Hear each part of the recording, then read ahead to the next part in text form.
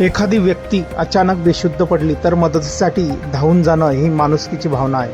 मात्र योग्य माहिती नसताना केलेली मदत कधीकधी मोठं नुकसानही करू शकते.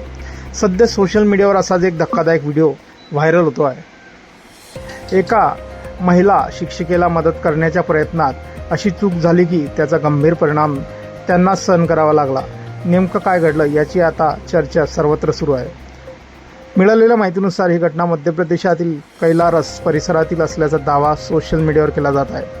व्हिडिओमध्ये एक शिक्षिका रस्त्यावर बेशुद्ध अवस्थेत पडलेल्या दिसत आहेत. दावा असा केला जात आहे की स्कूटीवरून जात असताना अचानक खाली पडल्या.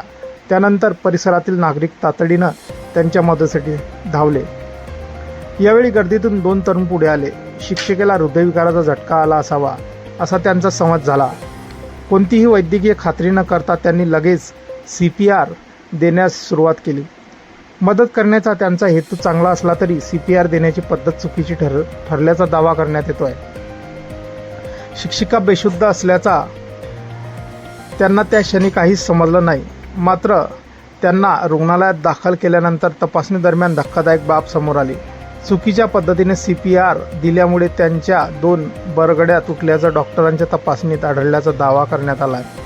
ही संपूर्ण घटना तेथे उपस्थित असलेल्या एका व्यक्तीनं आपल्या मोबाईलमध्ये चित्रित केली असून हा व्हिडिओ सोशल मीडियावर वेगानं व्हायरल होत आहे. अनेकांनी हा व्हिडिओ शेअर करीत त्यावर विविध प्रतिक्रिया व्यक्त केल्या आहे. या घटनेनंतर सोशल मीडियावर CPR बाबत मोठी चर्चा सुरू झाली आहे.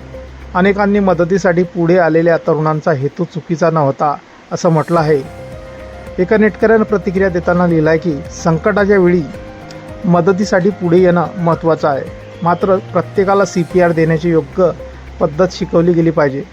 शाळा, महाविद्यालय आणि इतर शैक्षणिक संस्थांमध्येही याचं प्रशिक्षण दिलं जाण्याची गरज असल्याचं अनेकांनी मत व्यक्त केलं आहे. काही डॉक्टर आणि आरोग्य क्षेत्रातील तज्ज्ञांनीही या निमित्तानं महत्त्वाचा सल्ला दिला आहे की एखादी व्यक्ती बेशुद्ध पडल्यास सर्वप्रथम तिची नाडी आणि श्वास सुरू आहे का हे तपासलं पाहिजे. मित्रांनो, आपल्या ही प्रतिक्रिया असतील या व्हायरल व्हिडिओबद्दल आपण कमेंट बॉक्समध्ये देऊ शकता. धन्यवाद.